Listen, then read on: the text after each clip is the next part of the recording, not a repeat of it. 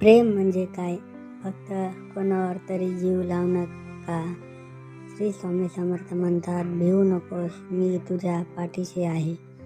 हेच खरं प्रेम आहे. जिथे भीती नाही तिथे प्रेम आहे. जिथे स्वार्थ नाही तिथे देव आहे. स्वामी समर्थ सांगतात की खरं प्रेम हे अपेक्षारहित असतं. जे प्रेम बदल्यात काही मागत नाही तेच प्रेम आयुष्यात बदलून टाकतं. प्रत्येक जीवामध्ये परमेश्वर आहे, म्हणून सर्वांवर प्रेम करा. द्वेष नाही, राग नाही, फक्त श्रद्धा आणि विश्वास ठेवा.